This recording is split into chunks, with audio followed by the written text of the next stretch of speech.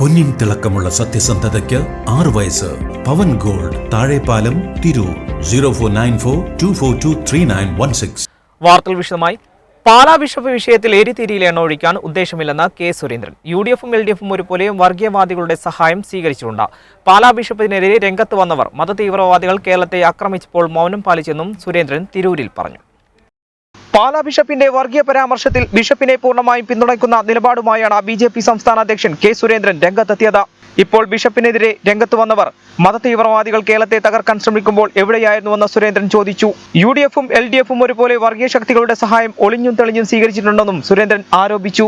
ഇന്നലെ തിരുവനന്തപുരത്ത് നിന്നും വന്ന വാർത്ത 50ഓളം പെൺകുട്ടികളാണ് തിരുവനന്തപുരത്ത് ബാലരാമപുരത്ത് ലവ് ജിഹാദിനിരയായി മതമാറ്റത്തിന് വിധേയമായി തെറ്റിദ്ധരിച്ചറിഞ്ഞ് തിരിച്ചു വന്നിട്ടുള്ളത്. അവരുടെ വിവരങ്ങൾ പുറത്തു വന്നിരിക്കുക. തിരുവനന്തപുരം ജില്ലയിലെ ബാലരാമപുരത്ത് മാത്രം 50 പെൺകുട്ടികൾ ഈ തരത്തിൽ ദുരനുഭവം ഉണ്ടായിട്ടുണ്ടെങ്കിൽ സംസ്ഥാനം മുഴുവനുള്ള സ്ഥിതി എന്താ?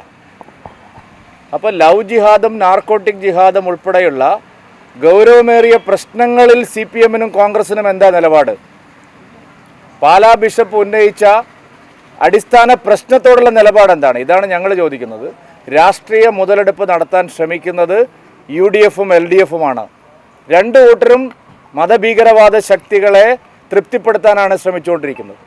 ഒരു വശത്ത് VN വാസവനെ പാലാ ബിഷപ്പിനടുത്തേക്ക് അയച്ച് സമാധാനപ്പെടുത്തി വർഗീയ ശക്തികളോട് മറുവശത്ത് കോംപ്രമൈസ് ചെയ്യുകയാണ് CPM. അതുതന്നെയാണ് UDFും ചെയ്തുകൊണ്ടിരിക്കുന്നത്.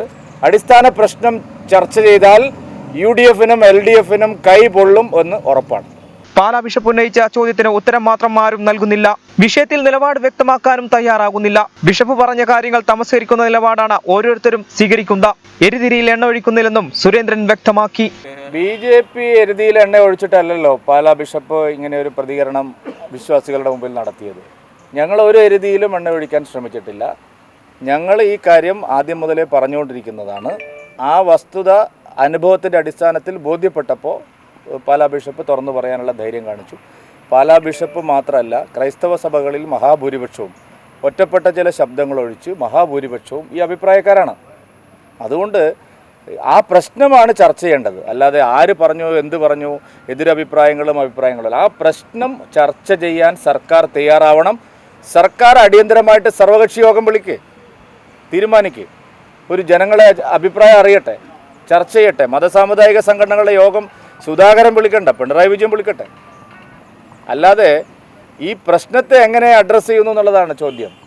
അപ്പോൾ ആളുകൾക്ക് പറയാനുള്ളത് കേൾക്കാൻ തയ്യാറാവണം. അതിനുള്ള സംവിധാനമില്ല. ഇപ്പോൾ കേരളത്തിൽ നടക്കുന്നത്, ഒരു പ്രശ്നം ഉണ്ടായിക്കഴിഞ്ഞാൽ അതിനെ മൂടിവെച്ച് രക്ഷപ്പെടാനാണ് ശ്രമിക്കുന്നത്. മൂടിവെച്ച് രക്ഷപ്പെട്ടാലും ഇത് എപ്പോഴെങ്കിലും നുരഞ്ഞു പൊന്തും. മെറിറ്റ് അടിസ്ഥാനത്തിലാണ് BJP ഓരോ വിഷയത്തെയും കാണുന്നത്. വെപ്രാൾപ്പെട്ടിട്ട് കാര്യമില്ലെന്നും സർക്കാർ അടിയന്തര സർവകക്ഷി യോഗം വിളിക്കണമെന്നും സുരേന്ദ്രൻ വ്യക്തമാക്കി.